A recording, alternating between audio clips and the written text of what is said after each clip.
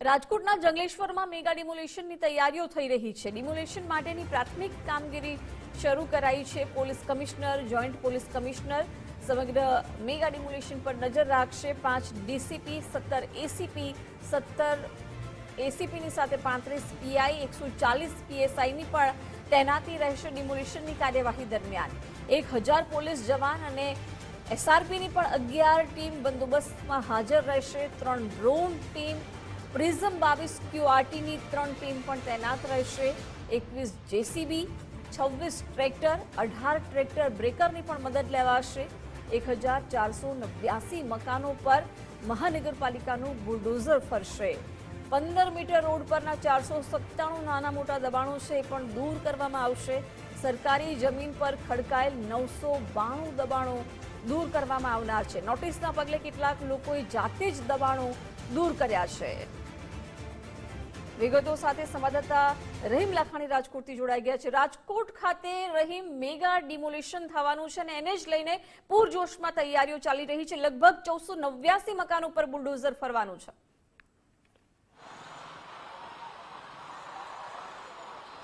ચોક્કસપણે જિજ્ઞાસા, જે રીતના વાત કરીએ તો આ ડિમોલેશનની પ્રાથમિક કામગીરી ગત રોજથી જ શરૂ થઈ ગઈ છે।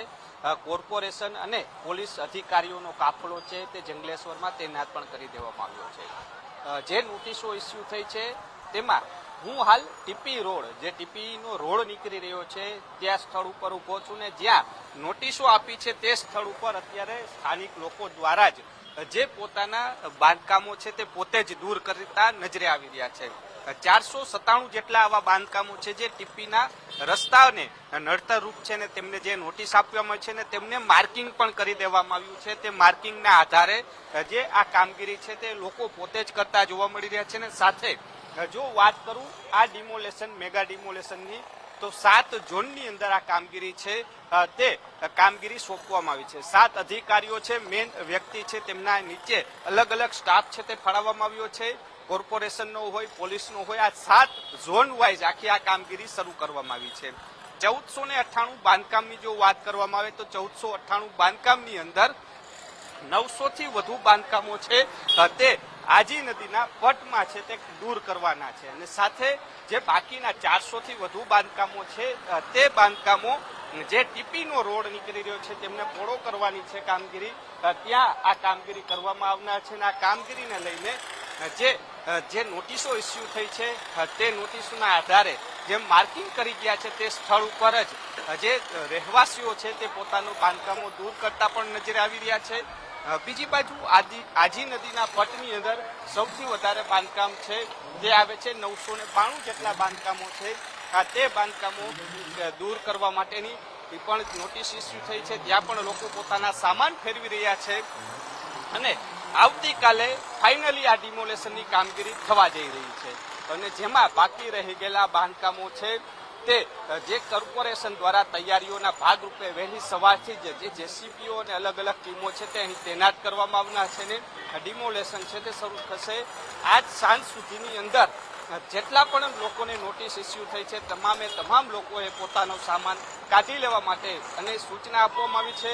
આજે પણ ફરીથી એક ઘરમાં જઈ અને અધિકારીઓ છે તે માર્કિંગ કરી રહ્યા છે કે કેટલા લોકોએ સામાન કાઢ્યો છે, કેટલા લોકોએ સામાન નથી કાઢ્યો। આ તમામ જે નોંધ છે તે પાડવામાં આવી છે ને સાંજ સુધીમાં જે આખો આ રિપોર્ટ છે ઉચ્ચ અધિકારીને આપવામાં આવશે ને એટલે કે આવતીકાલનું પ્લાનિંગ છે તે થઈ રહ્યું છે। હું બીજા દ્રશ્યો બતાવીશ। જો સામાનો છે તે જે નોટિસો ઇસ્યુ થઈ છે ને સામાનો ભરીને જઈ રહ્યા છે, આ જોઈ રહ્યા છો જે લોકો પોતપોતાના સામાનો ભરી અને જતા નજરે આવી રહ્યા છે। રેકડીઓ હોય, કાંઈ પણ વસ્તુ હોય, તમને નોટિસ મળી છે?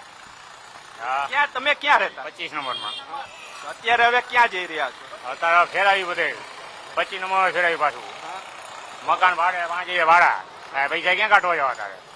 ઝૂંપડા બાંધો તો ઝૂંપડામાં રહેશો તો એ જ કરવું પડે ને પાછો।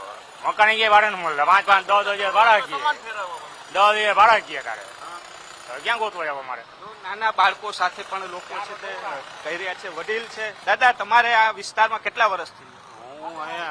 હું રહેતો નથી, મારા મિત્ર છે એના માટે આવ્યો હતો। એમનું મકાન જાય?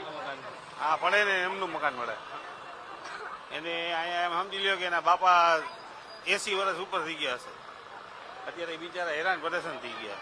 એટલે મદદ માટે આવ્યા. મદદ માટે તો જે રીતના અનેક લોકો છે તે મદદ માટે પણ આવી રહ્યા છે કે જેમના મકાન જઈ રહ્યા છે તેમના પરિવારને કઈ રીતના મદદ કરવી, એટલે કહી શકાય કે આ મકાનો છે તે પડી રહ્યા છે. બીજા બહેનો છે તેમની સાથે. બેન, તમારે છે નોટિસ? તમારે નોટિસ આવી? હા, અમારે છે કેટલું જાય છે બેન? 5 ફૂટ. હા એટલે ફર્યું વયું જતું? હા, ફર્યું, સીડી, સંડાસ, બાથરૂમ બધું વયું છે. પાડવાનું જ છે. હાંજે અમારે નવરા થાય ને એટલે પાડી નાખશે. મારે બધું લાઈન જ છે.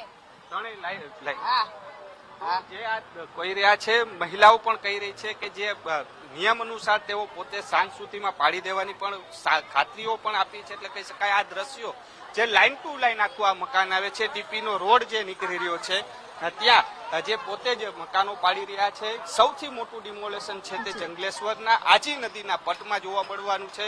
992 જેટલા જે મકાનો છે તે દૂર થવાના છે. એટલે આવતીકાલે રાજકોટ શહેરમાં મેગા ડિમોલેશન છે તેની પ્રી તૈયારી રૂપે 2 દિવસથી તંત્ર છે તે જંગલેશ્વરની અંદર સતત જે મોનિટરિંગ કરી રહ્યું છે. કેટલા મકાનો ખાલી થયા છે ને કેટલા મકાનો ખાલી નથી થયા તેનું લિસ્ટ તૈયાર કરી રહ્યું છે. અને આવતીકાલે એ મુજબ તે પોતે જ જે ડિમોલેશન કરી શકે તે માટેનું આયોજન છે તે કરવામાં આવેલું છે. જી જિજ્ઞાસા.